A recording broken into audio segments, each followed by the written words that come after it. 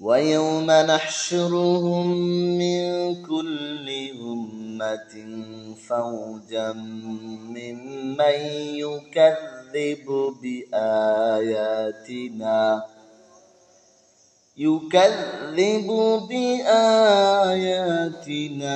فهم يوزعون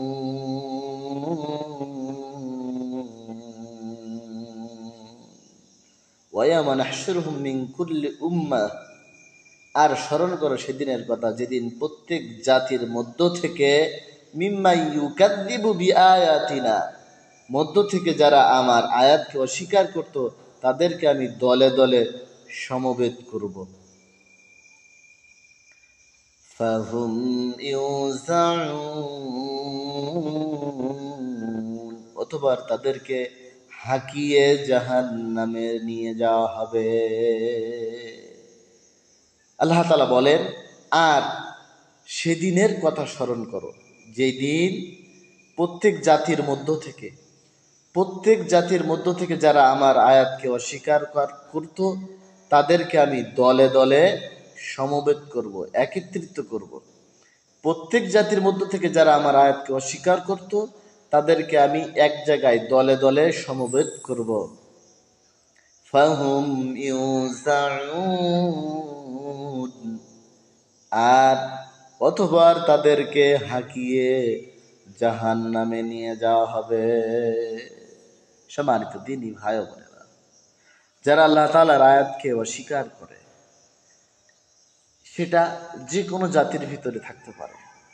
আল্লাহ তাআলার নিদর্শনাবলীকে যারা অস্বীকার করে, আল্লাহ তাআলা বলছেন প্রত্যেক জাতির থেকে এই অস্বীকারীদেরকে আমি সেই দিন অর্থাৎ কিয়ামতের ময়দানে দলে দলে সমবেত করব, এক জায়গায় করব সকলকে।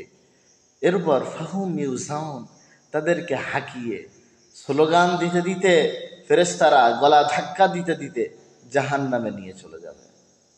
সম্মানিত দ্বীনী ভাই বোনেরা, আজ দুনিয়ায় ক্ষমতা আছে বলে, বাহুবল আছে বলে, দেহে শক্তি আছে বলে, ক্ষমতার বল আছে বলে, সম্পদের বল আছে বলে আমরা আল্লাহ তাআলার আয়াতকে বিধানকে অস্বীকার করতেছি।